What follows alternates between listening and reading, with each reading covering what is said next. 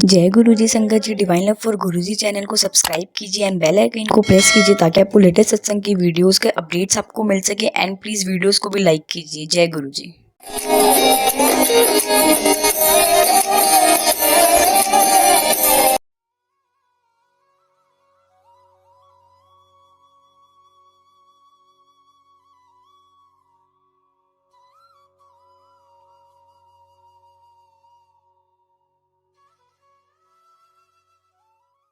जय गुरु जी।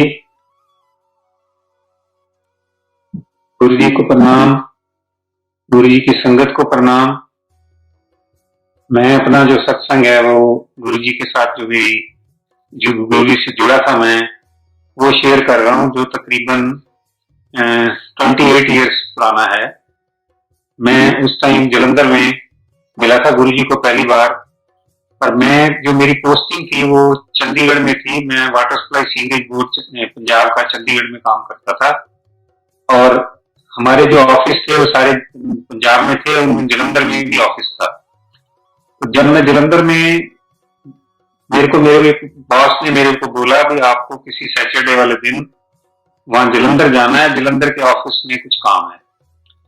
तो मैंने अपना मेरा प्रोग्राम बन गया, मैं सैटरडे को जाना था। तो फ्राइडे को मेरे ऑफिस के दो कलीग्स थे, mister jam and mister Sanjeev.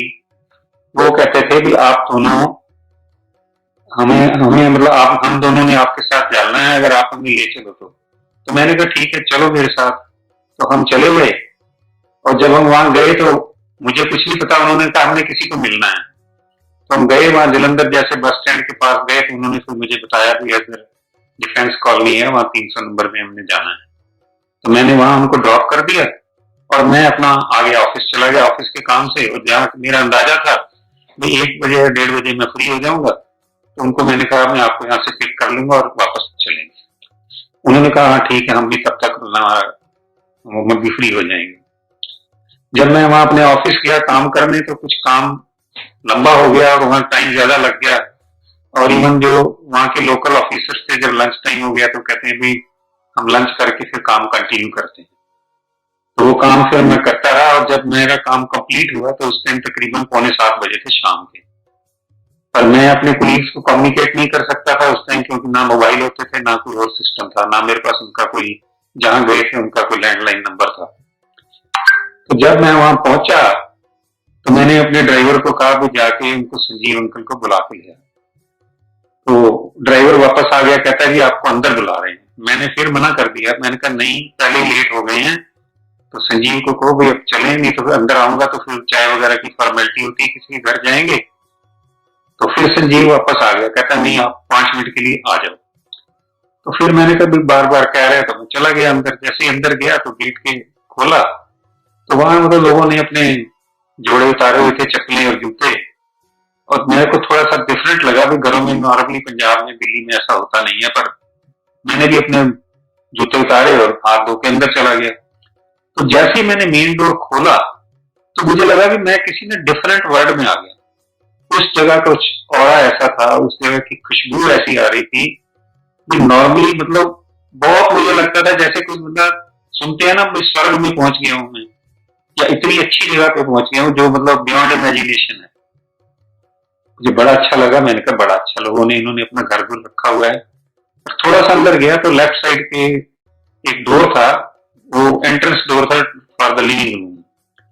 तो मैं जैसे गया तो गुरु जी वहां बैठे थे अपने आसन पे, अपनी कुर्सी पे बैठे थे। और जैसे ही मैं एंटर किया तो गुरु जी ने अपना हाथ उठा के घड़ी दिखाई, कहते देख संजीव तेन किया सी ना मैं भी तेरा हरगोविंद अरोड़ा 7 बजे आऊगा लाला घड़ी। अच्छा, तो गुरु जी ने ऐसे कहा तो मतलब मेरे को लगा भी गुरु जी को मेरा नाम कैसे पता है। पर वो गुरु जी का पर्सनैलिटी ऐसी थी कि जैसे वो बैठे थे तो मैं भी जाके उनके चरण छुए और बैठ गया मैं भी। तो मुझे लगा कि गुरु जी है कुछ टाइम बाद कुछ प्रवचन करेंगे या कुछ बताएंगे, पर ऐसा कोई प्रवचन वगैरह नहीं किया गुरु जी ने। तो थोड़ी देर बाद वो शब्द चलना शुरू हो गया, मेरा वाले साइया रखी चरणों में कोल। बाद में मुझे पता लगा कि ये जो शब्द है ये गुरु जी का मोस्ट फेवरेट शब्द था। थोड़ी देर बाद एक अंकल आए, उन्होंने मुझे चाय प्रसाद भी, समोसा था एक और कुछ मीठा था खाने का, मुझे याद नहीं है, लड्डू था या जलेबी थी। तो मैंने चाय पी ली। फिर गुरु जी ने मेरे से 2-3 बातें ऐसी पूछी और फैमिली की पूछी, वो उन्हें बता दी। फिर कुछ नहीं हुआ तो फिर मैंने संजीव को इशारा किया, मैंने कहा चलें। तो संजीव मुझे इशारा करके कहता नहीं बैठो अभी। मेरे को हो रहा था भी ऑलरेडी बहुत लेट हो गए हैं और घर में बताया नहीं है, तो ये पता नहीं क्यों नहीं बैठने को क्यों कह रहा है। पर उस जगह का ऑरा ऐसा था, उस जगह का माहौल ऐसा था कि वहां से उठने को भी दिल नहीं करता, लगता था बैठा रहूं कोई बात नहीं। तो बैठा रहा वहां, बड़ा अच्छा लगा। तो फिर थोड़ी देर बाद गुरुजी उठ के गए, साइड में एक किचन थी, वहां एक दो संगत के लोग थे और गुरुजी ने अपने हाथ से ना मतलब वो लंगर प्रसाद लेके आए। जैसे उसमें दाल थी, सब्जी थी, रोटी थी, सलाद थी और मीठा भी था, कुछ शायद हलवा था। तो गुरुजी जैसे लोग बैठे थे, मैं उस टाइम जब मैं फर्स्ट टाइम गया था तो वहां तकरीबन 15-20 लोग थे। तो गुरुजी क्या करते थे, 3-4 संगत को कह देते थे भी तुसी छको इकट्ठे। तो पहले एक थाली आई, गुरुजी लाए, फिर दूसरी आई, तीसरी आई। मैंने कहा गुरुजी खुद ला रहे हैं, मतलब आई वॉज वेरी वेरी मतलब highly impressed I would say. तो जब तीसरी थाली आई तो गुरुजी ने मुझे भी कहा कि तुसी इन्हां दे नाम छको, लंगर छको। तो मैं जिनको जानता नहीं था संगत को, उनके साथ खाना थोड़ा सा मुझे मतलब ऑड सा लगा, पर क्योंकि गुरुजी ने कहा था और गुरुजी की पर्सनैलिटी ऐसी थी, उनको उनका ऑरा ऐसा था कि मैंने कहा ठीक है कोई नहीं। हमने वो लंगर किया।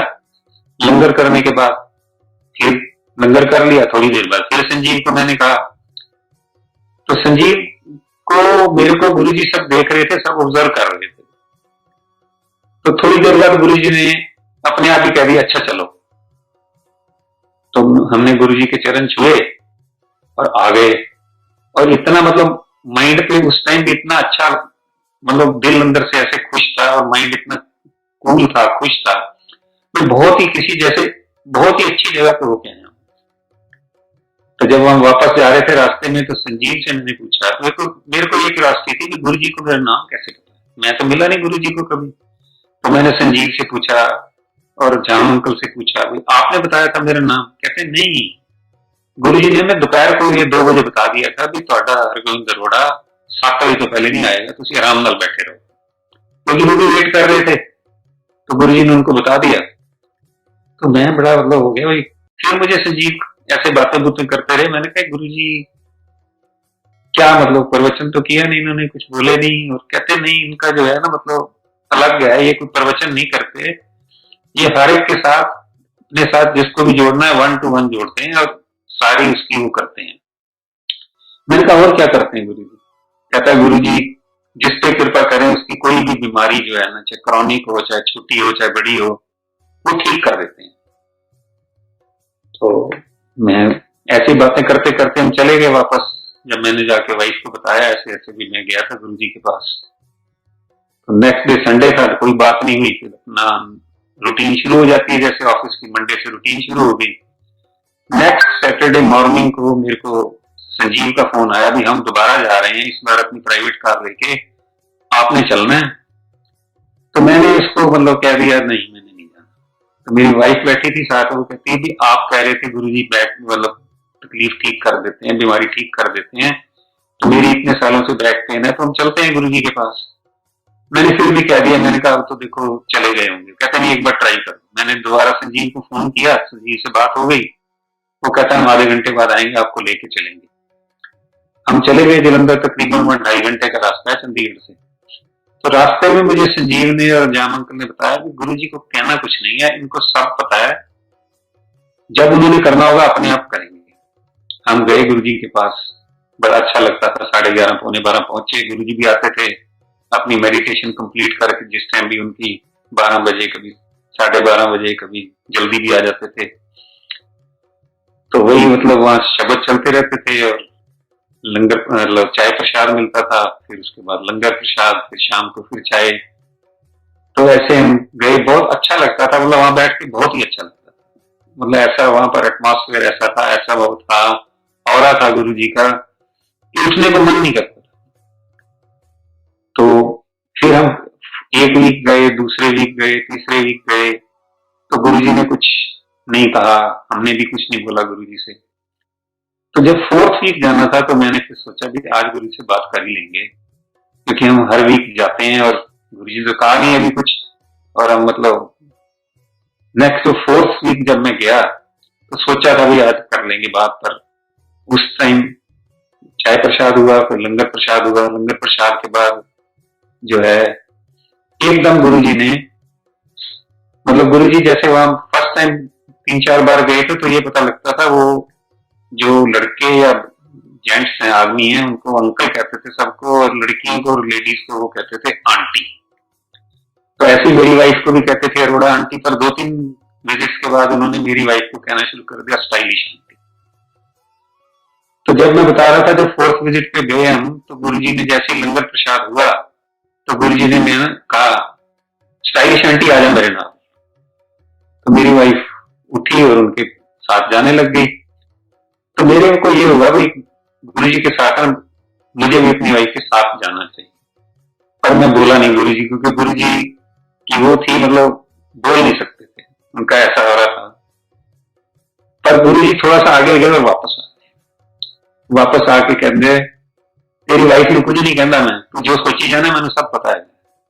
मैं तो कुछ कहा भी नहीं था, मन में सोचा था, पर गुरु जी को सब पता है। तो मैं डर गया, मैंने कहा गुरु जी नहीं, मैंने हाथ जोड़ दी, नहीं गुरु जी नहीं, तुम जाओ, कहले तू आ जा बस। जब गुरु जी ने कहा तो उनका कहना ही ऐसा था कि मैं चला गया साथ। तो एक दूसरे रूम में ले गए, वो गुरु जी की शायद मेडिटेशन रूम था, वहां वो कहते हैं एक दीवान पड़ा हुआ था और एक सेट्टी थी, और सेट्टी पे 2 सीट्स थी और बीच में जैसे ड्रॉर होता है ड्रॉर था। तो मेरी वाइफ को उन्होंने कह दिया तो ऐसे पुट्ठी लेट जा, सेट्टी वो जो दीवान पड़ा था। तो गुरु जी बैठ गए अपना सीट पे सेट्टी की, और मैं नेचुरली मैं नीचे बैठना लगा था, तो वो कह अच्छा मेरे नाल ही आ जा। पर वो गुरु जी का ऐसा हो रहा था उनके साथ उस लेवल के साथ बैठना जो है ना मुझे मतलब एज रिस्पेक्ट समझ लो, मेरी हिम्मत नहीं मैं साथ बैठूं, पर जब गुरु जी ने कह दिया नाल बैठ गया तो मैं बैठ गया। तो गुरु जी ने एक उसमें से ड्रॉर में से एक सिल्वर का सर्विस स्पून निकाला थोड़ा, और उस पे कुछ गुरु जी ने अपने पास मुंह पे ले जाके कुछ बोला, और कुछ उस पे मुझे नहीं पता क्या बोला, और फूंक मारी। और उसके बाद मेरी वाइफ को स्टार्ट कर दिया उन्होंने, जैसे रीढ़ की हड्डी होती है तो एक एक जो ज्वाइंट होता है उस पर उसके साथ प्रेस करते थे, तो प्रेस करते थे तो थोड़ी जैसे हम उंगलियों को करते हैं ऐसे आवाज आती है, तो हर एक उसके ज्वाइंट से आवाज आती थी। और ये गुरुजी करते रहे तकरीबन 3 मिनट किया गुरुजी ने, और 3 मिनट तक लास्ट उसके ज्वाइंट तक पहुंच गए। और उसके बाद उन्होंने वही सर्विस स्पून जो है अपने हाथ में जो उनके था उसके बाद एक बार फिर उसके ऊपर फूंक मारी, और गुरुजी ने कह दिया कल्याण कीता, क्योंकि गुरुजी बड़ी ठेठ पंजाबी बोलते थे। तो मेरी वाइफ जो है वो अभी लेटी हुई थी, तो उसकी आंखों में से आंसू निकल रहे थे बहुत ज्यादा। तो मुझे ऐसा लगा शायद पेन हुई है या पता नहीं क्या, क्यों आंसू निकल रहे हैं या कष्ट निकल रहा है। तो गुरुजी ने कहा अच्छा, गुरुजी कह के चले गए और हमें कह गए आ जाओ। हम चले गए वहां से दरबार में बैठ गए, और मेरी वाइफ जो है लगातार रोए जा रही थी। तो मुझे मतलब बाद में समझ आई कि ये जो रोने का था, ये जो आंसू निकल रहे थे, ये कष्ट निकल रहा था। फिर मैंने गुरुजी से मतलब वहां अपनी वाइफ से पूछा कि कैसे है, कहती अभी तो ठीक है, बस शाम तक पता लगेगा।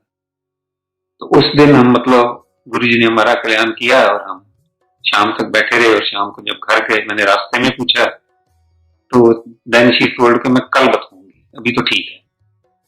नेक्स्ट डे फिर पूछा तो कहती मेरे को कोई पेन नहीं है। और वो गुरुजी की ऐसी कृपा हुई, वो जो पेन है उसके बाद till she lived up two year 2005 when she died because of cancer, वो पेन दोबारा नहीं हुई, इतनी गुरुजी की कृपा हुई। और हमारा जो बिलीफ है वो इतना हो गया कि हम गुरुजी के पास जो है जब वीकेंड आता था तो होता था भी जाते हैं गुरुजी के पास, हर वीक चले जाते थे वहां। जो पहले रूटीन होती थी कि वीकेंड आया तो चलो किसी को मिलेंगे, किसी कहीं घूमने जाएंगे या कहीं और जाएंगे, पर हमें ये होता था गुरुजी के पास जाना है। गुरुजी के पास जाते थे, बहुत अच्छा लगता था। और जो मतलब वहां जाते थे तो बाद में हमारे ना बच्चों ने भी जाना शुरू कर दिया, मेरी डॉटर आशी ने और मेरे बेटे गौतम ने भी कभी कभी वो भी साथ चले जाते थे। तो जब जाते थे तो गुरुजी कई बार अच्छे उसमें होते थे, तो वो कई बार अपनी वो जो चाय या पी रहे होते थे या कभी जूस पीते थे, तो जब वो पी लेते थे तो थोड़ा सा जो है ना किसी संगत को बुला के उसको दे देते थे, तो वो इतने संगत खुश होती थी, इतने अपने आप को लकी समझते थे। तो मैं भी सोचता था शायद गुरुजी हमें भी कभी देंगे, पर बाई चांस वो हमारे सौभाग्य में नहीं था। तो मेरी जो डॉटर है वो उस टाइम उसने मतलब +2 की थी और गुरुजी के पास गए। हमने गुरुजी से पूछा भाई ये डेंटिस्ट बनना चाहती है तो इसको भेज दे पढ़ने के लिए। तो गुरुजी ने कह दिया नहीं, इन्नी सोहनी कुड़ी हैगी इनू काहदे वास्ते भेजना, बीए कराओ ते ब्याह कर दे। तो मेरी डॉटर जो है थोड़ी उदास हो गई, थोड़ा रोने भी लग गई। फिर जब दोबारा गए गुरुजी के पास, 2 बार फिर गए, तो फिर तीसरी बार जब वो फिर रो रही थी तो गुरुजी ने कह दिया अच्छा चलो भेज देते हैं।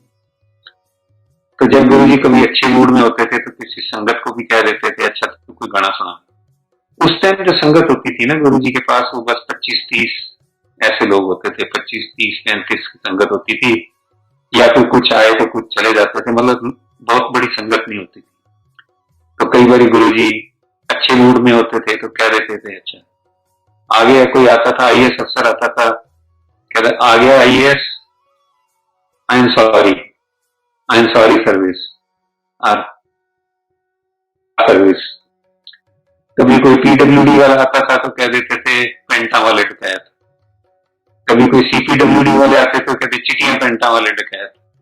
ऐसे उन्होंने गुरुजी ने सबके वो रखे हुए थे, जो सिविल सर्विस के, पंजाब सिविल सर्विस के, एक्साइज सर्विस के, पुलिस सर्विस के, सबके गुरुजी ने कोई ना कोई ऐसा शॉर्ट सा वो रखा होता था, जस्ट मतलब जैसे होता है ना for the lighter side of the things.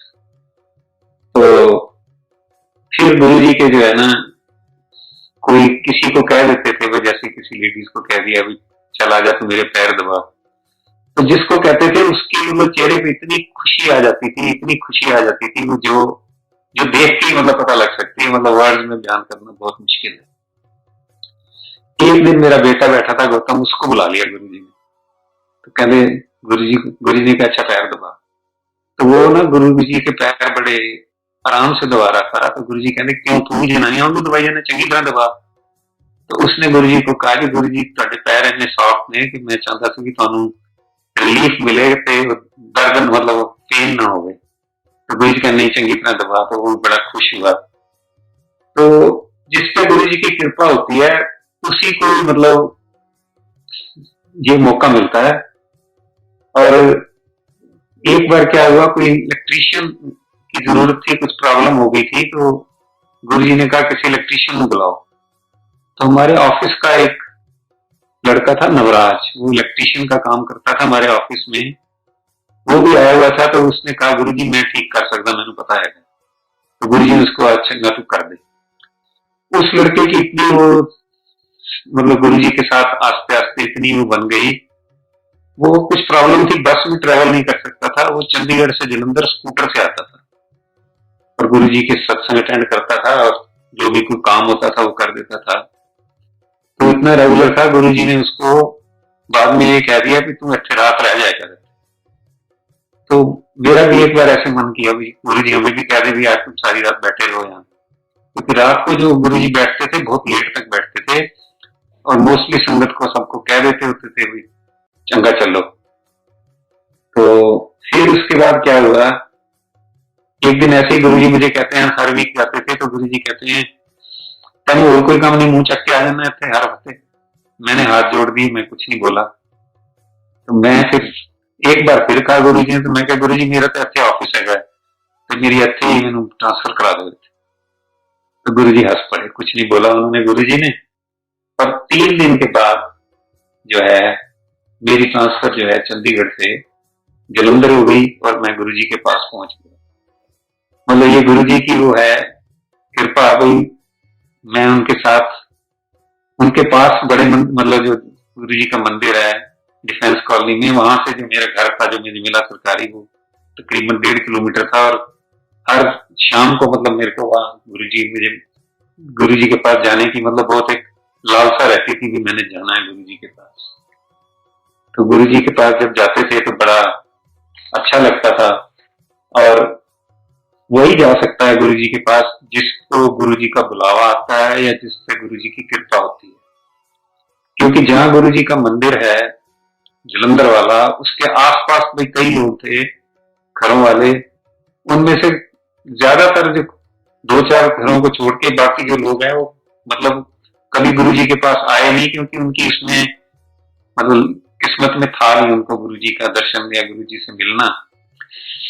ऐसे ही एक बार कोई संगत थी, मतलब जो उनके घर के पास कोई रहते थे, तो उन्होंने कारें पूरे बहुत खड़ी हो गई वहां जाके, तो किसी ने कह दिया भाई पता नहीं क्या है, तो मेरी गेट रुक गया है, रास्ता हो गया। ये गुरु जी अंदर बैठे थे, तो गुरु जी ने अपने आप किसी संगत को कहा क्या हो रहा है ना, पता नहीं कोई नंबर बताया था उधर कर दे गेट की कार खड़ी है उन कर ला। पता नहीं गुरु जी को कैसे पता था, क्योंकि गुरु जी को बाद में मुझे पता लगा कि गुरु जी को सब पता है। ऐसे लगता था गुरु जी ने एक बहुत बड़ा कोई कैमरा लगा रखा है और वो सारा देख रहे हैं, व्यू सारा देख रहे हैं, सब गुरु जी को सब पता है।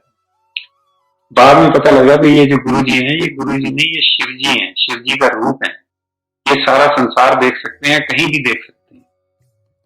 तो उसके बाद जब गुरु जी की संगत बढ़नी शुरू हो गई तो लोग ठीक होने शुरू हो गए काफी। एक वहां लड़का आता था जो उसकी 14 साल का सरदार लड़का था, उसकी एक आंख से उसे दिखता नहीं था, और उसकी डिवोशन ऐसी थी, वो स्कूल से सीधा आता था गुरु जी के मंदिर वहां जलंधर वाले, और 4-5 घंटे वहां रह के फिर शाम को जाता था, 4 घंटे 3-4 घंटे रह के फिर जाता था और सेवा करता था वहां। तो रेगुलर आता था वो। फिर जाके एक बार किसी संगत ने कह दिया भाई इस लड़के के बारे में, भाई गुरु जी इन्नी सेवा करता है, ਇਹਦੇ ਤੇ ਕਿਰਪਾ कर दो, ਉਹਦੀ ਅੱਖ ठीक कर दो। तो गुरु जी उस दिन थोड़ा सा जैसे पता नहीं, मुझे लगा भी शायद थोड़ा सा जैसे जोर से या कह दिया या गुस्से में कह दिया, तने ज्यादा पता की कदम करना मैंने पता है। तो संगत भी चुप करके बैठ गई। फिर उसके बाद कुछ दिन ना बाई चांस मैं कहीं चला गया था, तो मैं जा नहीं सका गुरु जी के पास। तो जब मैं गया तो वो जो लड़का था उसकी आंख ठीक हो गई, मतलब जिसको दिखता नहीं हो एक आंख से, उसकी आंख गुरु जी ने ठीक कर दी। तो इतनी बड़ी कृपा जो है हो गई गुरु जी की उसके ऊपर।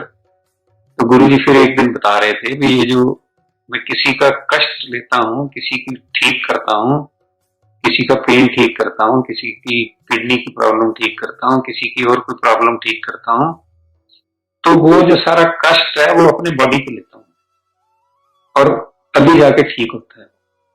तो ये बहुत बड़ी एक बात थी कि गुरु जी खुद औरों का कष्ट दूर करने के लिए अपने ऊपर वो तकलीफ जो है उसको ठीक करने के लिए अपने ऊपर वो लेते थे, कष्ट लेते थे, तकलीफ लेते थे और ठीक करते थे। तो एक और बड़ी मतलब होती थी मुझे वहां जाता था जब मैं, भाई इतना जो भी संगत आती है 40-50 लोग जो आते थे, भी उनका लंगर चल रहा है, चाय प्रसाद चल रहा है, तो कहाँ से वो होता है मतलब बनाना भी और क्योंकि वो जो भी लंगर होता था, खास करके जो लंगर प्रसाद होता था, रोटी सब्जी दाल, वो सब घर का बना होता था और चाय प्रसाद के साथ भी होता था सामान। तो कैसे मैनेज होता है, ये क्यूरियोसिटी होती थी, पर कोई हिम्मत नहीं थी पूछने की किसी से भी। और देखा जैसे कहीं और आश्रम वगैरह जाते हैं तो कोई डोनेशन बॉक्स रखा होता है, लोग अपने आप उसमें डोनेशन जो भी चाहते हैं कर देते हैं, पर वहां कुछ नहीं था। बाद में समझ आई कि जो संगत है वो खुद ही मतलब जलंधर का जो मेरा एक्सपीरियंस है, भी उस संगत में से कुछ लोगों को मतलब कुछ लोगों को जैसे गुरु जी का हुक्म होता होगा या फिर पता लगता होगा, वो खुद घर से बना के ले आते थे। ऐसे ही एक दिन बैठे थे, तो एक दिन गुरु जी ने ना मतलब वो कड़ा प्रसाद जो है लोगों को देना शुरू किया। तो गुरु जी देते थे, जो गुरु जी का हाथ था ना पूरा फुल करके देते थे वो हर एक को, और दोनों हाथों से हम लेते थे तो बड़ा अच्छा लगता था। तो जैसे मैं पीछे बैठा था, कई बार मुझे लगता था आज हमें तो मिलेगा नहीं, पर पता नहीं वो जिस उसमें आता था ना थाल में, उसमें और इतना और आ जाता था, फिर और आ जाता था, मतलब कोई ऐसी संगत नहीं थी जो उसमें बैठी हो उसको ना मिले। ऐसे ही एक बार गुरु जी लड्डू दे रहे थे, तो 4-4 लड्डू सबको देते थे, फिर भी वो लड्डू खत्म नहीं होते थे, तो बड़ा अच्छा लगता था। फिर क्या हुआ, जो कुछ संगत वहां से जो जलंधर से आती थी, तो जलंधर कैंट है वहां पर मिलिट्री का, वहां से कुछ लोग आने शुरू हो गए और उनमें से कईयों की गुरुजी ने जो है कि कईयों का कष्ट दूर किया। तो ऐसे ऐसे करते करते वो जो कैंट वाले थे उनका चंडी मंदिर, चंडीगढ़ के पास जगह है चंडी मंदिर कैंट, वहां लोगों को पता लगा तो वहां से भी आने शुरू हो गए लोग। गुरु जी की जो है वो संगत बढ़ती गई, लोग कनेक्ट होते गए। तो एक जनरल आहूजा थे, लेफ्टिनेंट जनरल आहूजा, वो चंडीगढ़ के साथ पंचकूला है वहां रहते थे। तो उन्होंने एक दिन गुरु जी को कहा, गुरु जी साढ़े भी आ जाओ, एक दिन चंडीगढ़ साढ़े चरण पाओ। तो गुरु जी ने कह दिया चंगा। फिर गुरु जी चंडीगढ़ जाते थे और वहां लेफ्टिनेंट आहूजा जी के घर रहते थे। और फिर वहां भी जो संगत थी वो जुड़नी शुरू हो गई। जैसे मैंने किसी को बताया, मेरी ग्रैंड डॉटर की, मेरी मतलब सिस्टर लॉ की ग्रैंड डॉटर थी, उनको लेके गया मैं और लोग जुड़ते थे, वहां जाते थे। तो वहां तकरीबन जो है 100-150 लोग इकट्ठे हो जाते थे, मतलब संगत आती थी गुरु जी के सत्संग में। और बड़ी मतलब मैं आपको बताना चाहता हूँ, एक लड़का था हमारे, उसने मुझे किया था अपना नाम नहीं मेरे को बताना किसी को भी, मेरी सेवा गुप्त रखनी है, वो और उसकी वाइफ, क्योंकि वो लड़का मतलब यंग था तकरीबन 35 साल का, और उसका बड़ा ब्रदर था वो 40 साल का होगा। ये 4 लोग तकरीबन 100-150 लोगों के लिए घर से लंगर प्रसाद बना के लाते थे। और एक दिन नहीं, लगातार जितने दिन गुरु जी रहे, 7 दिन रहे, 8 दिन रहे, 4 दिन रहे। तो एक दिन मैंने उससे पूछा, मैंने कहा आप इतनी सेवा करते हो तो बड़ा ये मेहनत वाला काम है और पैसा भी लगता होगा। कहते हैं गुरु जी करवा रहे हैं, हम कुछ नहीं करते। बड़ी उनकी श्रद्धा थी। कहते हैं गुरु जी की कृपा है और हमारे को गुरु जी ने ये मौका दिया है। उसके बाद जैसे ही मतलब मेरी जर्नी स्टार्ट हुई, उसके बाद गुरु जी जो है वो